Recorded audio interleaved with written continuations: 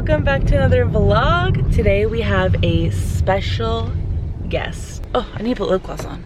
And we're back. Lip gloss is applied. Anyways, we have a special guest today, my husband. In this episode, obviously you can tell by the title, we're talking about the day that we met. They say, oh, when you meet your person, it's gonna be when you least expect it. And I hated when people would say that because I felt like I was always not expecting it to happen and it was just never happening. After we met, you fart? You're so... Babe, I need to focus on this love story and you're farting.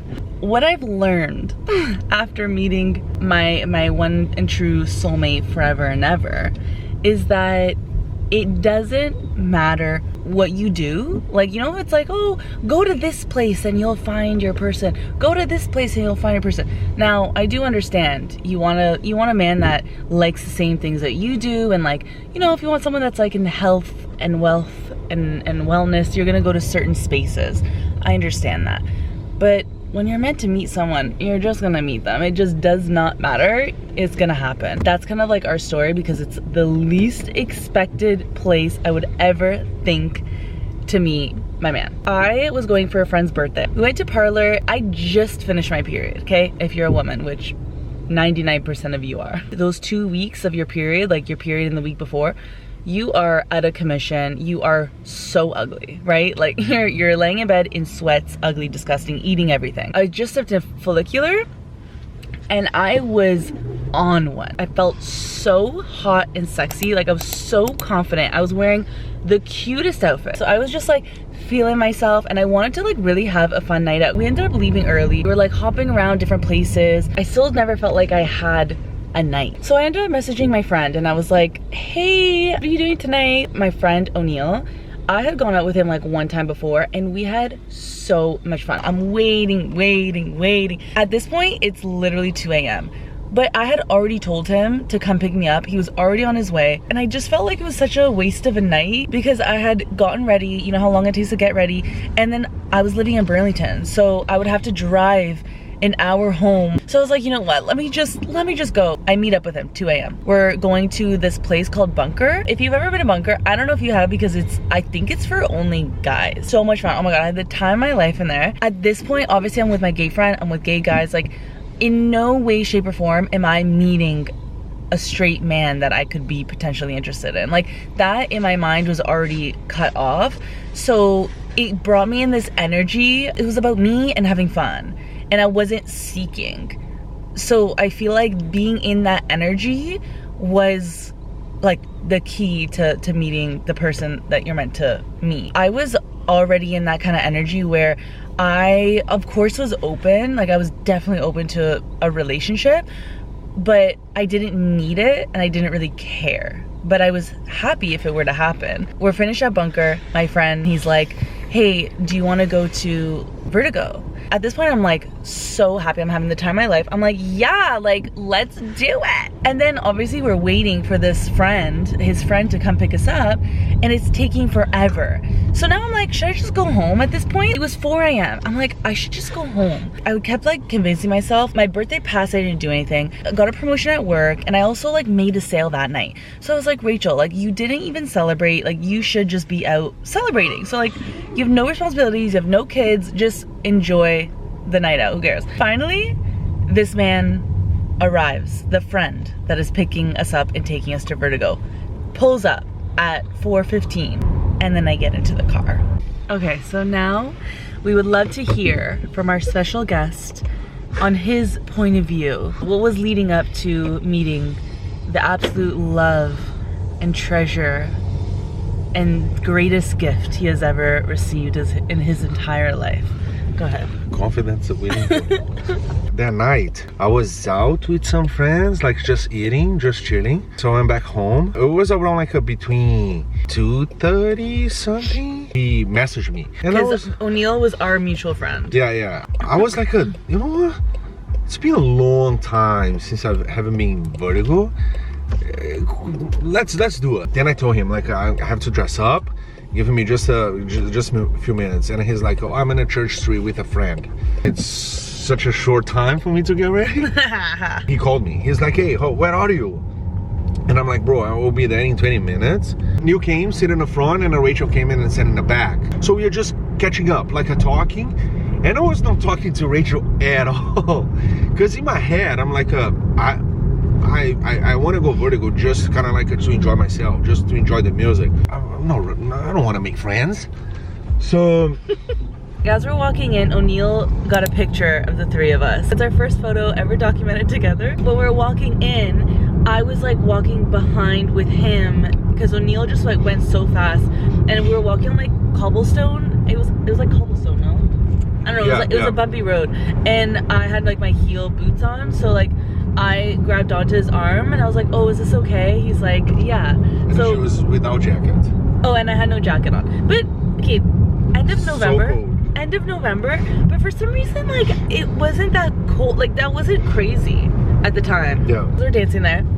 I'm now realizing like we're in a different environment now. Like at Bunker it was just me and O'Neill. Now I'm realizing, oh, this guy's kind of cute and he's now behind me. Wow, look at the view. Wow, isn't that pretty? Oh, this is so nice. Look, we kind of look golden from the. He was behind me and I was like, oh my god, like he's looking at me, like I'm nervous, I'm scared, like all of a sudden I'm self-conscious. Then I can't be here, like I can't dance. So I was just like, I need to go walk around, like sit or something. And so, I was with my sunglasses, not looking at all. So then O'Neill's like, let's all go for a walk, blah blah blah. So now we all leave and we go to like the smoker section, and we're in this like group, and like O'Neill's introducing me to like a bunch of these like guy friends. I'm seeing Hugo and I'm like, why isn't he like coming over and talking to me? Like he's literally standing by himself, he's not talking to anyone. And then I'm like, okay, like I'm obviously just gonna talk to the guys that are around me that are talking to me. Mind you, I think they were also gay, I don't know, didn't matter. And then me and Hugo make eye contact and then we smile. But like, you know, like for me, as soon as like I make eye contact with a guy that I think is cute, I immediately have to look away because obviously I'm terrified. so that's what I did. So we like smile, but he gives me the cutest, sweetest like actual smile, like you full on smile. He was like, and then I was like, oh, this is me. I'm like, and then I looked away.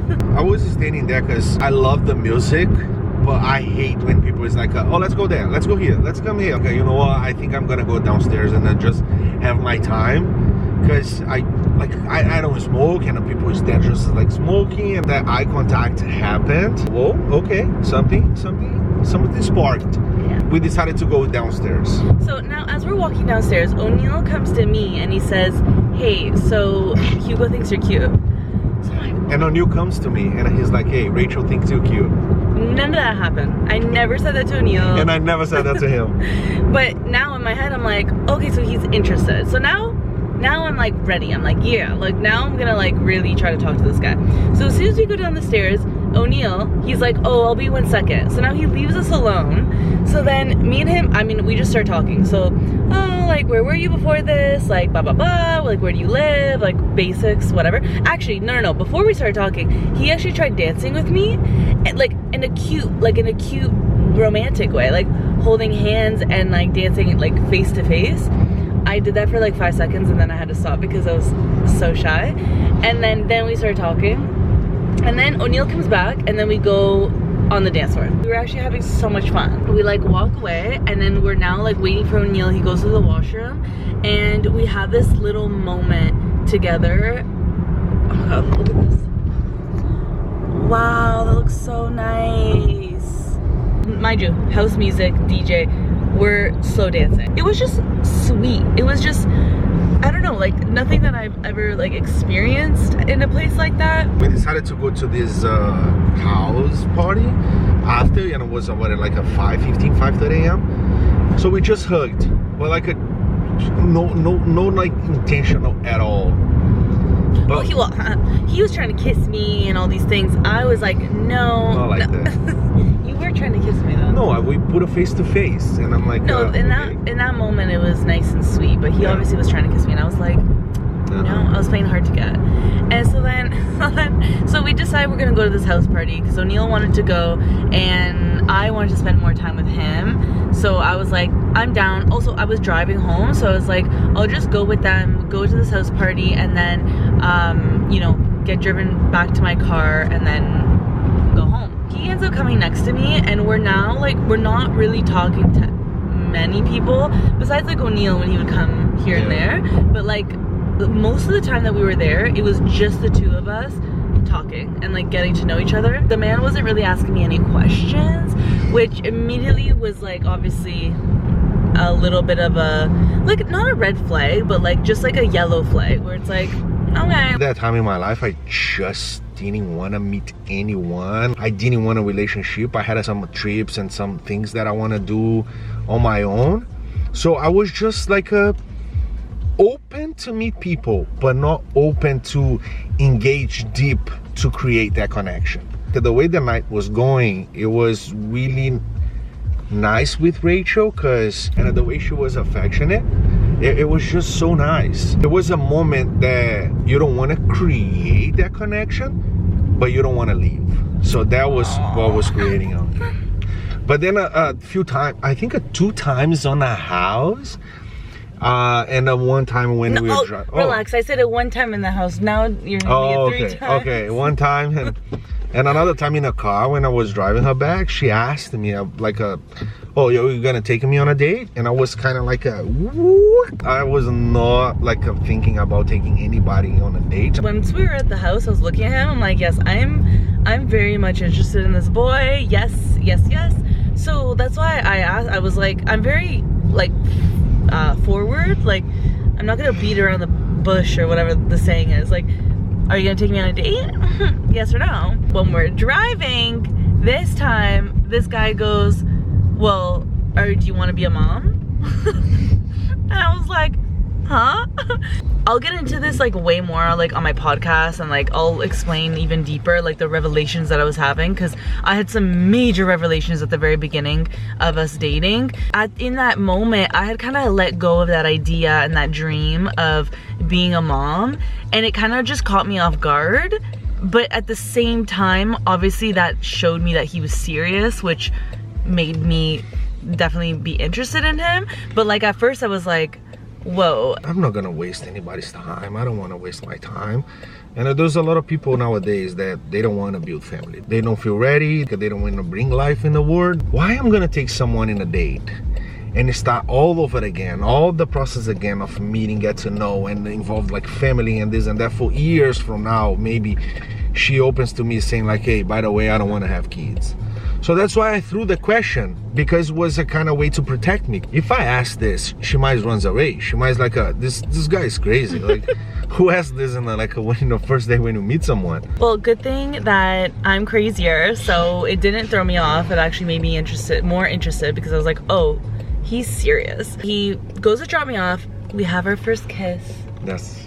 Then says that I can take his jacket, which I was... But she was already with my jacket since Vertigo. Oh yeah. After we left Vertigo, he gave me his jacket to wear since I didn't have a coat.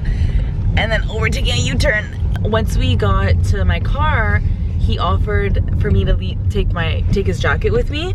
So I was like, okay. Got home at like 8:30 in the morning. We were texting like, oh, how are you feeling? Blah, blah, blah. And we didn't talk for 2 days after that. Obviously those 2 days, I'm going through social media. I'm literally showing all my friends. I'm like, oh my God, this guy's so cute. I'm obsessed. Like, I was like, like, can't wait to marry this guy. I'm just kidding. I'm just kidding. Messages me on the Tuesday, basically then asking me on a date. I joked, I'm like, oh, what is the chance for me to see you again? And she was like, well, you kind of have pretty good chances. Like, what's your plan? And I'm like, well, I want to get my jacket back. I'm so excited. I'm like, oh my God, like I'm like literally on cloud 9, so excited to go on this date with this boy, blah blah blah. Now he takes me on a date a week later, like after the day that we met. The second that he picked me up to go on that first date, we were together. I just felt like we were together the second I was in this car again. I don't know what it was, but like the energy between us just felt so boyfriend girlfriend from the second that we were together. Being with him since the very, very beginning felt so natural, so easy. We stayed in that bar for like almost 3 hours and talking and talking and talking, and it's just the way everything went that night. We ended up like seeing each other the next night. It was just intentional. Yeah, we were super honest with like what we wanted, what we were looking for. No, and even like with our issues, like I'm like this, she's like I'm like this. Yeah, there were no games. I feel like that's how it should be, and like that's what I would hear all the time. It's like that's when you know. It's easy, simple, easy peasy. And again, like I mean, I was interested in being in a relationship. He wasn't looking for anything, so I think that he needed someone that was gonna like pull that out of him, if that makes sense. Like I needed to be the one to be like, are you gonna take me on a date? Or else I don't think we would have gone on a date. Who would have thought 4 a.m. vertigo. So when people ask, they're like, oh my god, how did you guys meet? I'm like, yeah. Wow. It's crazy. And we have big plans coming up. We have big plans in 2 weeks. In 2? In 1 week? What do you mean? Ah, okay. Is it 2 weeks? We have big plans in 2 weeks. We are starting the process of something big. And I will film every second of it, but you guys are not going to see it until the time comes. The time comes. Anyways, okay, thank you guys for watching. And let us know if you want, what you want to see from us, what you want to know from us. And yeah. Okay, love you guys. Bye!